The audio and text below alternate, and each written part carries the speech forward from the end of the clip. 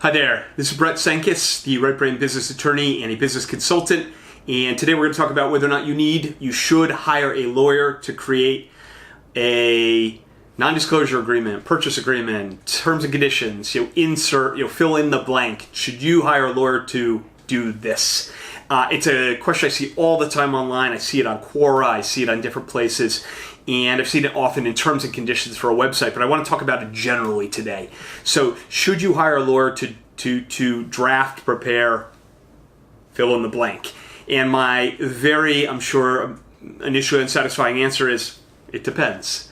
But what does it depend on? Let's frame the world here, okay? And let's start with terms and conditions for a website. I'm going to produce a very strong product if you hire me to draft a customer contract, terms and conditions, whatever it is. A lot of other lawyers will too, okay? I mean, I'm not claiming I'm the world's absolute best at this, but if you hire a lawyer who does what I do, they're going to produce a sharper product. It's going to have less holes in it. It's going to be going to have more of the right language and cover the right things and so on and so forth. LegalZoom's documents are created by lawyers, so they're going to be well drafted. Will they cover the right issues? Will they be custom enough for your business? I don't really know. But we can say, look, if you do it yourself, it's probably not going to be as good as LegalZoom. It's almost certainly not going to be as good as what I would do. Does that mean you should spend money on me?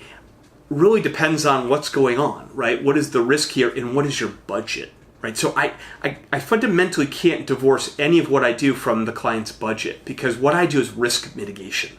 It's almost always could do or should do. It's rarely must do, right? So terms and conditions, do you have to even have them? No. You need a privacy policy if you're selling into or doing business in California on your website these days, but you don't have to have terms and conditions. You probably should. And so if you're launching with a budget of a couple $1,000, should you spend some of that on me to do those? Heck no. But do you think that Google gets their terms and conditions from LegalZoom, or that Larry Page drafts them himself? Heck no, right? They've got armies of lawyers who do it. You understand the difference. It's like at a very, very low level, yeah, you're not getting the best product maybe, but you're getting the best product for the situation, right? So this is all about what makes sense in context. And part of the context is your budget, and part of the context is the risk of what's going on.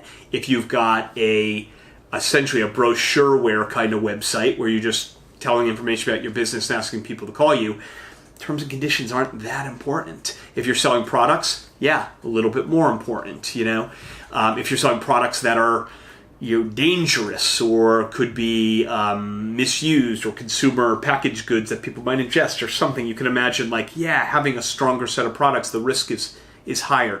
But again, a lot of this just depends on what kind of money you have. So what I like to tell people is I was general counsel of a public company, and the list of things I had, of things that we need to get to at some point, things we should consider or should do at some point, was miles long. And there's so much stuff to do. If you come to me, I can point out all sorts of things would be nice to do in your business. Should you do them all?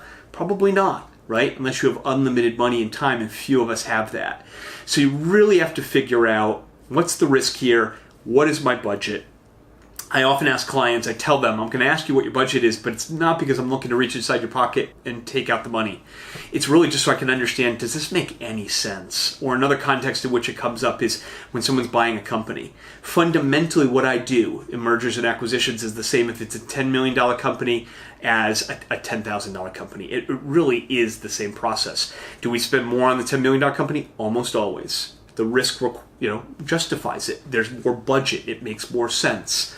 They spent 10 grand on it. It's a drop in the bucket. They spend 10 grand on a $10,000 purchase. It doesn't make any economic sense to do the deal.